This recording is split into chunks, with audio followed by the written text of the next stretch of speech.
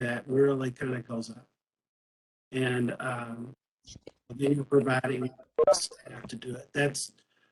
We, in the past year and a half since COVID has started, we have the citizens sort out their own material at staff recycling centers with just a staff member there to kind of watch over and help certain people that can't do it because we don't have inmates anymore. And it has worked out extremely well. People, once they know what to do, they with good signage and stuff, they pretty much take care of everything themselves. I think that's what we should be shooting for. I do not think that it would be a good idea to accept in 3 commodities in one container and then dump it and try to separate it. I don't think that that would be a good idea. Also, If and that's so the other thing to this, which is not really, I don't think part of our discussion, but if such a facility like this existed, this could also be a place that could sort waste from, junk pickup or bulk pickup that currently is not being sorted, other than tires and car parts and brush. I think are the 3 things that they pick up separately. Pete, has that changed? it will be changing. We're going to a bulk waste collection by appointment, and we do not accept yard waste in junk pickup anymore. It's a redundant service because we do it weekly now. Okay. We'll still have tires, but it's mostly going to be for large items that do not fit into a garbage can. Yes. That's the way that system is going to work. Yeah, but all that is picked up is except for tires is destined for the landfill. Well, right. We don't make sure that everybody is understanding this correctly. We're talking about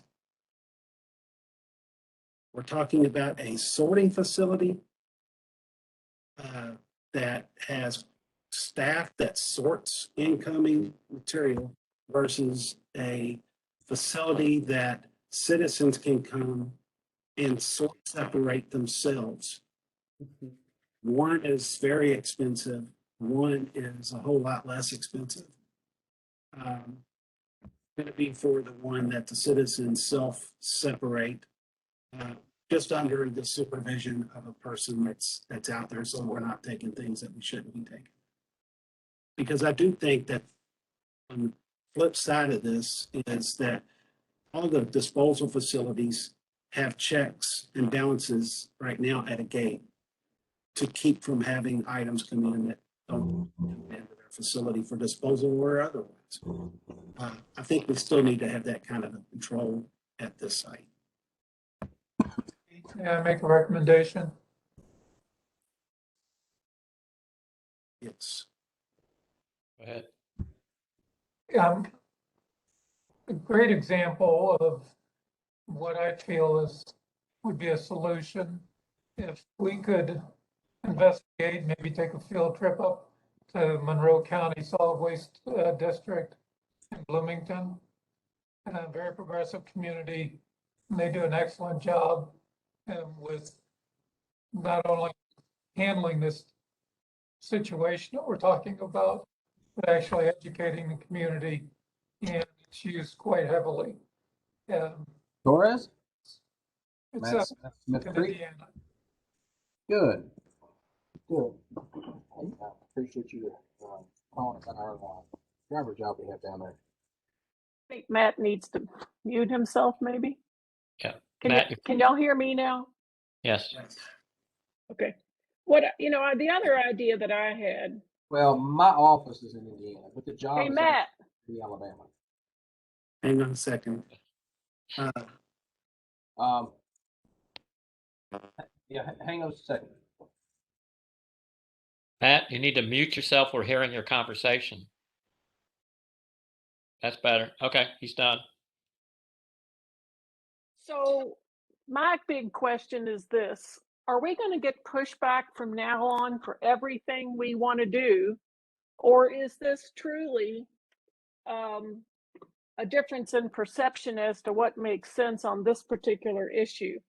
And part of me is tired of it, tired of the pushback, and part of me is like, okay, we need to quit letting the regulated body try to make all the rules. And so maybe what we need to say is, all right, here's what we're going to do. You get to take a look at the number of tons of each thing that you bring in every year and give us a proposal on how you would whittle it down by 5%. Whatever makes sense for you and your physical plant, we want to see what you'd like to do. And then it's, nobody can complain that we're making them do something that's really unreasonable. We're letting them tailor it to themselves, and let's see what they come up with. Well, I don't know if you heard my recommendation, Sarah Lynn. I might not have, because I logged in and out a couple of times trying to get straightened out. I beg your pardon.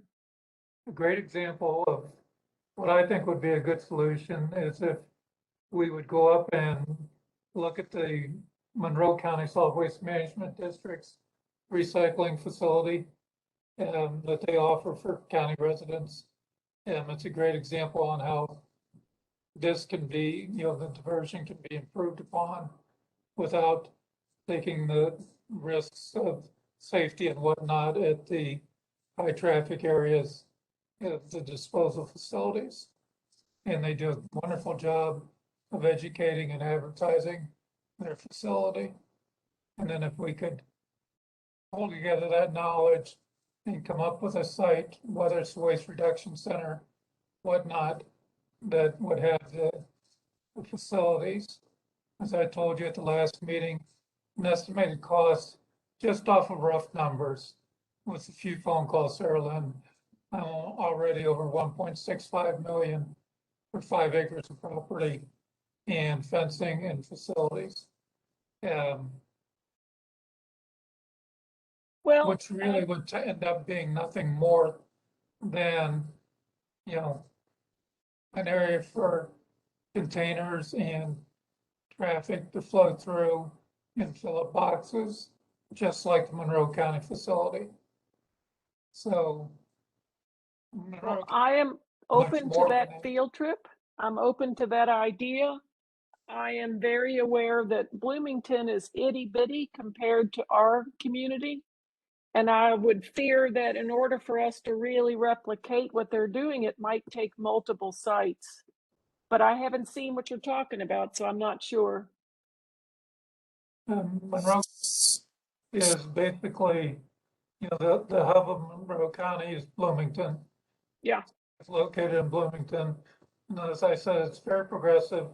They do a tremendous recycling job in the city. And it's because of the facility that they have. They've got a great solid waste management district director up there. And I think it would be a good example of a great solution for us. Who operates it? Monroe County. Okay. Monroe County Solid Waste Management District. Bruce, is that something that you can set up for us? Certainly. We will, I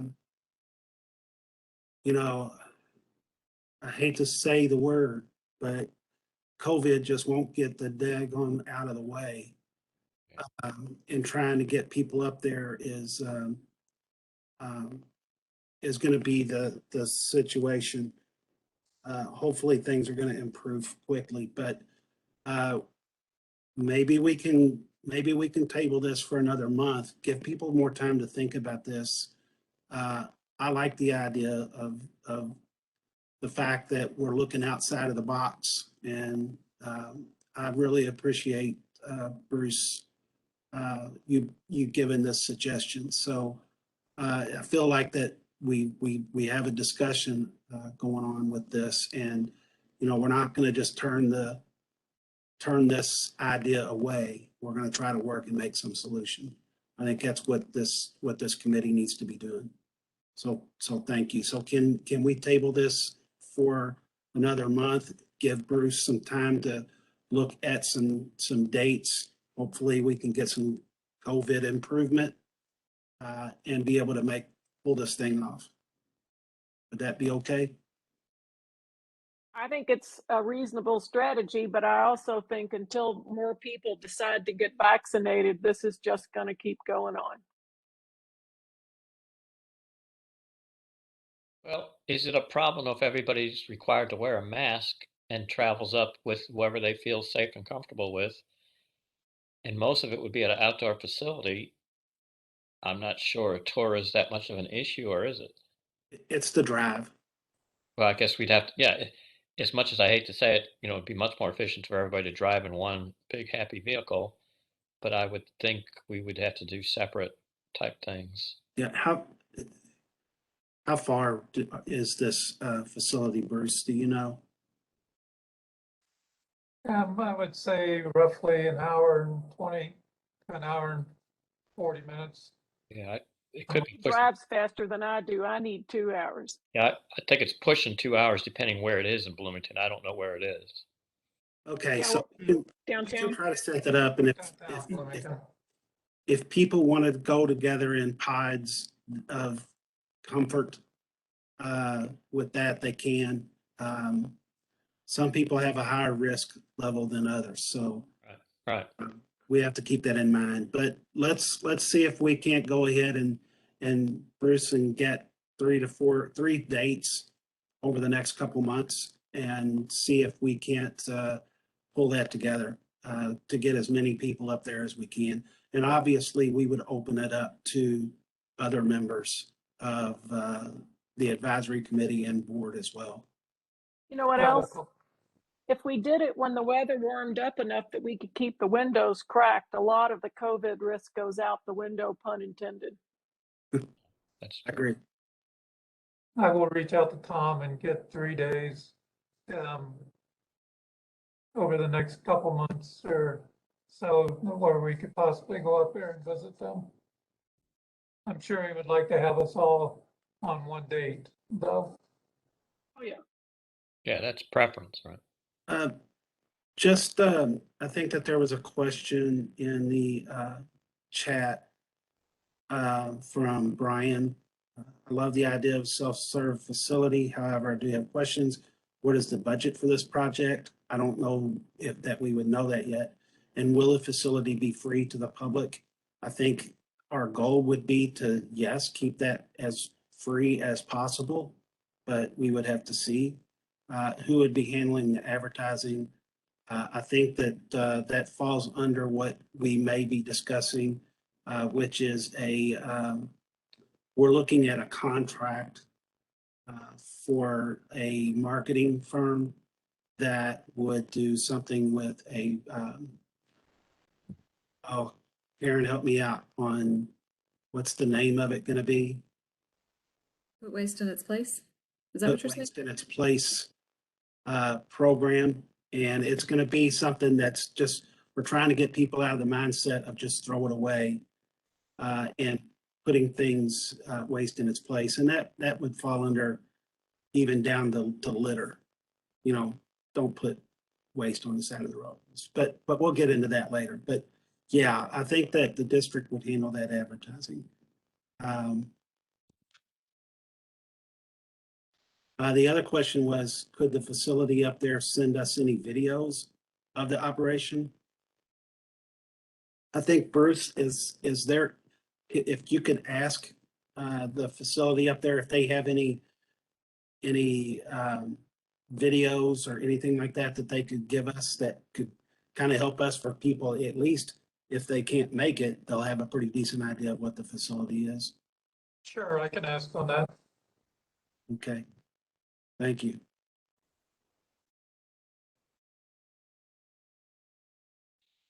How hard is it to come by body cams? I couldn't hear you. How hard is it to come by body cams? Is it the sort of thing where we could get one and as we're doing the tour, everybody else could see it? If I get to be at a tour and have permission, I can certainly take video. Okay, cool.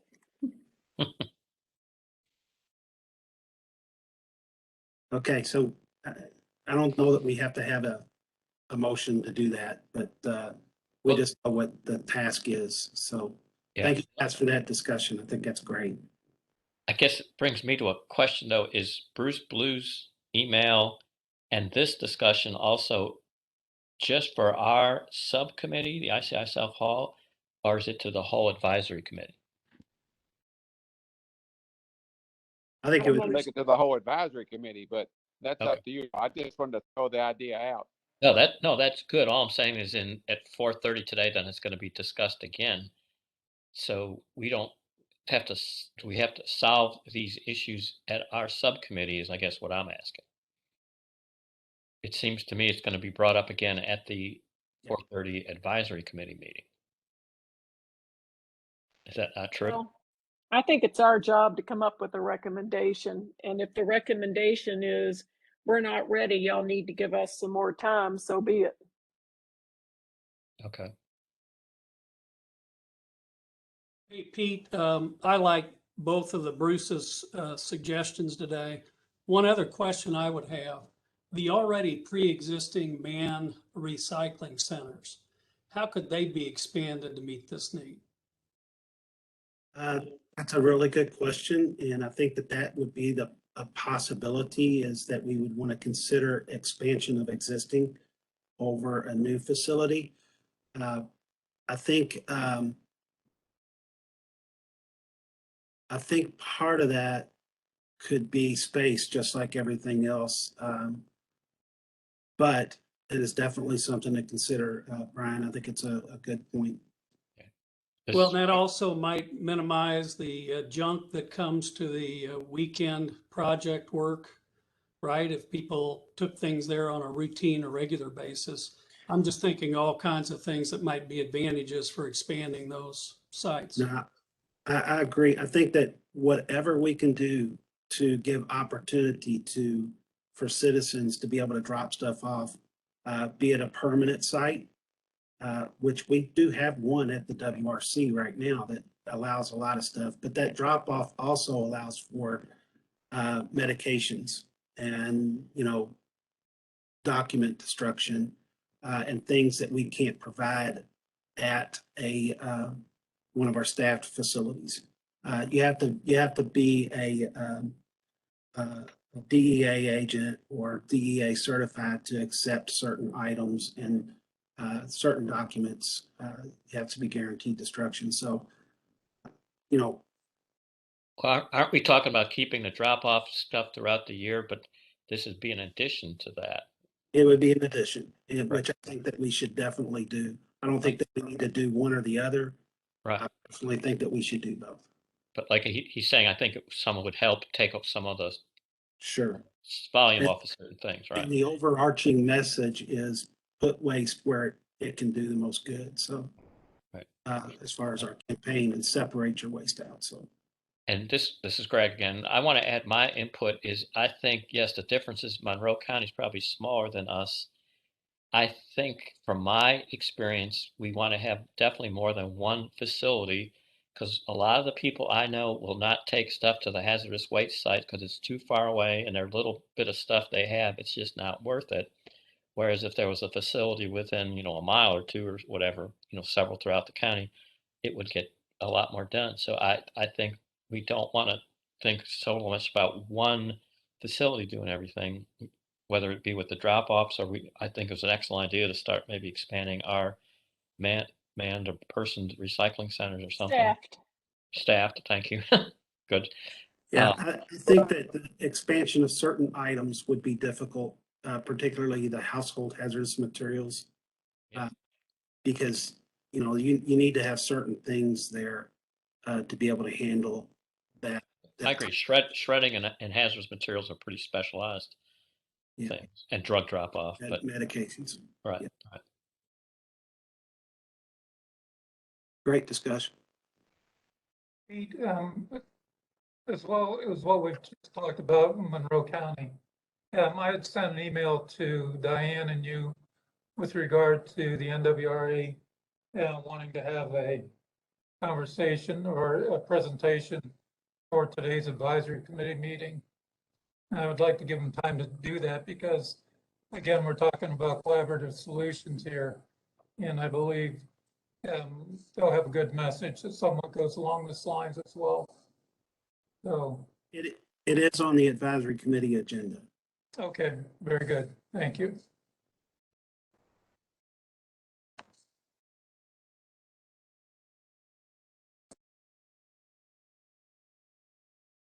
So we have about 15 minutes left. Right. I was just looking at what Brandon Cohn sent a link to the reduction, to our current locations and stuff. Thank you, Brandon. I was looking at that, but I should look at that. We should all look at that later. It's in the chat. So make sure everybody looks at that later. Thanks, Brandon. Yeah, we have 15 minutes left. What do we want to do at that time now? The next item on the agenda is discussion of proposed recycling for multifamily properties. It's okay. Your good point. That is yes. Okay. I left at I think that, I'm not even sure if it was even being discussed at the last meeting that I was at, which I apologize for having to leave. And I know that, I did talk to Karen a little bit, and I know that there was some concerns about what we're doing. If I could, I'd like to share kind of what Metro does, just to kind of give a simple look at how we provide it. We've got about 70 something condominium complexes with on average of 42 units, the most being 128 units. And the way that we provide recycling at these locations is really on our household residential routes using on average, we would have about 6 recycling carts at those facilities. We swing through it doesn't cost us anything extra as compared to what a curbside price would be for it, which in Jefferson County, that curbside price is anywhere from, could be where you have it in a contracted or organized area. It's anywhere from about $2 to $4 a month for the collection. So, for us, it's, we work with individual condos to make recycling available to them. We collect it with our normal route, and it's really a pretty simple process. I think that from where we need to do more is, I think what this document here would kind of say is to expand upon that a little bit, to give some education to it. So again, in the spirit of what we did in our last thing with the self-haul, let's think outside of the box and how we can do this. We don't have to make this very complicated. Recycling at a multifamily complex could be as simple as adding 3 to 4 recycling carts at that facility and having it picked up on a normal route at a very minimal cost of possibly, $5 to $10 a month. And when you have, an average 42 units, how much does that come to per unit? I mean, we're talking about minimal money, if it can be set up that way. And what I would say is that if a facility, a condominium association wants to make it work, they will make it work, because they do. The majority of our condominiums in the urban services district do have recycling. So I just want people to think outside of the box and how that we can provide this service and get people in multifamily units to have recycling, because they certainly want it. We also provide recycling to all condos and apartments with 8 or less So we do provide recycling for all of those as well. So I don't even have a count of that, but it's a huge number. When you say we, you mean the district, waste district or the city, old city or what? It's the Department of Public Works within the Urban Services District. So Okay. that's how we provide it. So just kind of given that backdrop of, when people, I think sometimes hear that we're gonna look at a regulation or an ordinance or whatever, we're losing track of what the goal here is. How can we make it work? And I think the last thing we did with the self-haul was we started working together to come up with some solutions. So I would hope that we can start to do that here. And then if there's any questions about how the city does it, I'd be happy to answer any of those questions.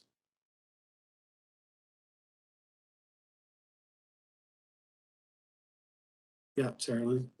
So I'm wondering, my understanding of human behavior is the bigger the multifamily complex, the more likely there are going to be people who throw trash in recycling and vice versa, and don't even hit the can and stuff like that. And I'm wondering if that's part of the pushback. And if it is, I'm wondering if we could develop a model wherein a few residents would agree to be the equivalent of the hall monitor, that they would kind of police that area and keep it from becoming a nuisance so that it doesn't irritate everybody. But I don't know that it's a big enough problem. Generally speaking, if it's more than 3 stories, the research shows people start really misbehaving. But I think most multifamily around here is 2. So it might not be a big problem. What I'm going to tell you from an enforcement standpoint, and obviously that's, compliance and enforcement is something that I've done for many, many years. When you have an area, a corral, you can always have troubles, whether you have recycling in it or trash in it. I'm not sure that you have much of a change in either one. People can't hit a dumpster just as well as they can't hit a recycled can. That's my experience. And so I'm not sure that it will increase or decrease that issue. I think what it really comes down to when it comes to people doing such things is it comes down to a robust education program and smart putting things where human behavior becomes less of an issue. You kind of manufacture them out of the equation. So try to take human behavior out of it as much as possible. But there are definitely locations that are issues, and sometimes you just can't do it. So I think that anything that we would consider would have to take some of that into play. And just as a thing for what we do is we don't provide containers enough for every condo unit. It's the usage, and it's usually going to be the people that want to recycle that are going to be using them. So, we do not have a big contamination issue, with the exception of a few, is what I would say. So then trying to focus the conversation on the problem we're trying to solve, why don't we already have it solved? Is it space for a dumpster? Is it cost, or what? I think that the biggest issue is going to be space, but I also think that it doesn't have to be complicated. I think that it takes in anything that we want to do. Easier when they're wet. So would it, if we write in,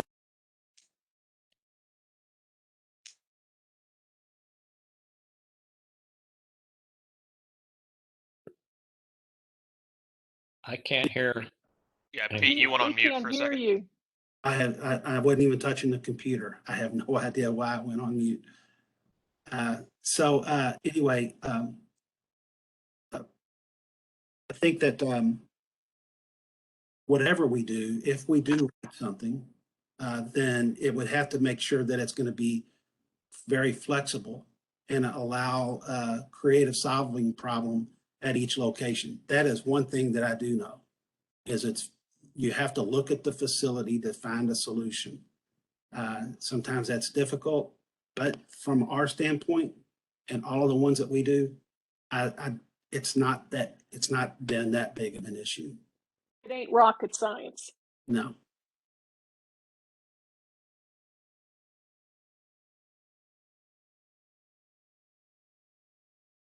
Well, you know, are we talking about making somebody else do this, or are we talking about doing it for them?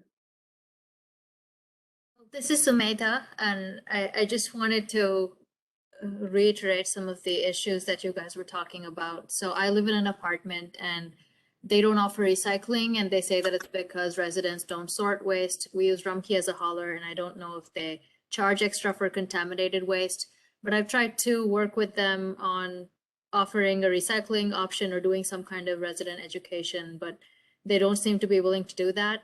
So right now I drive my waste to these drop-off locations, but I'm sure nobody else in my apartment does. I've never seen anyone else do it. So I think that the city should probably put some kind of pressure on both the apartments and the hauling companies to at least make the effort to do better signage or education, because I don't think that it should be that hard for them to offer that option. And it just seems like they're not really willing to. May I? I missed the start of this. This is Bruce Burrow, and I actually work for Rumpke. So yeah, I think we're very committed to recycling. And you said it appeared that we didn't want to provide recycling service.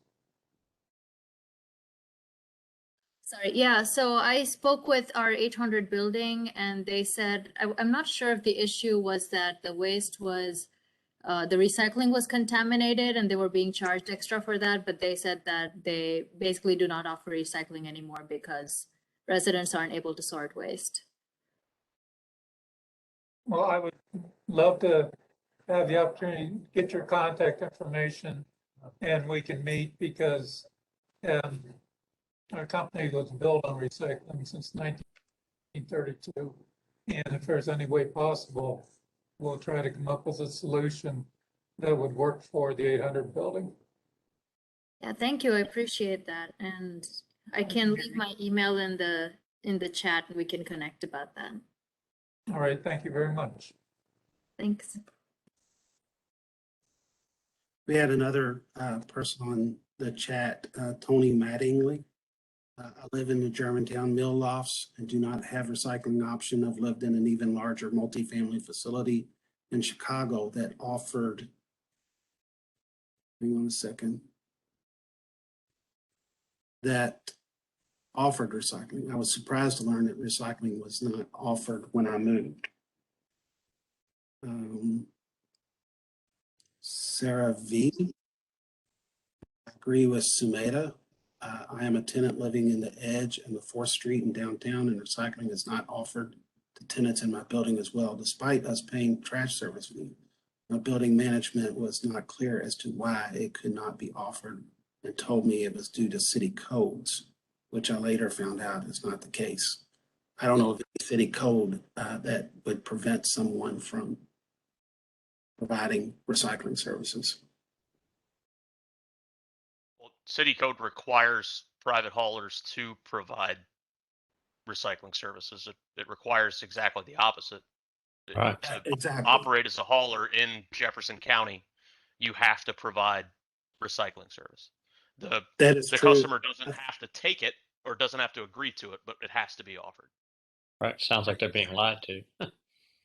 I think, Andy, maybe what they was referring to, and maybe I could be wrong, had something to do with more of a property maintenance code than a collection and not being able to be serviced.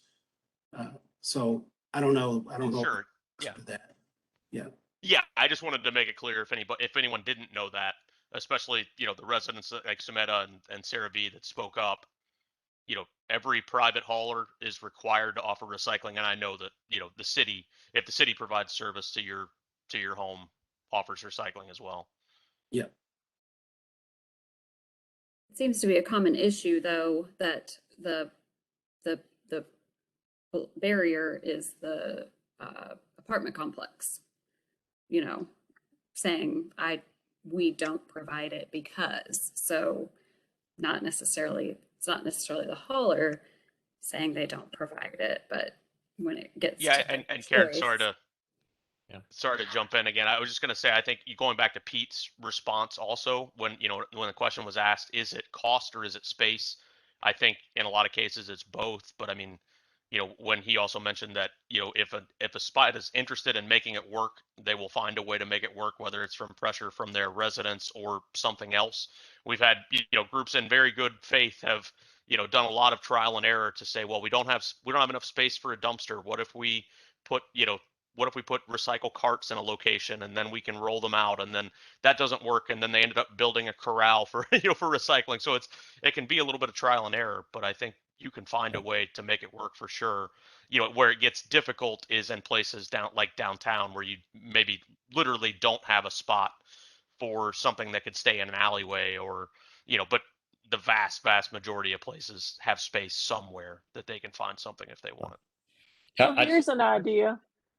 Could we work with the Planning Commission or code enforcement and develop a code that says if you develop new multifamily, you have to have a space for recycling, and provide some specifications so that we can start to put an end to this stuff?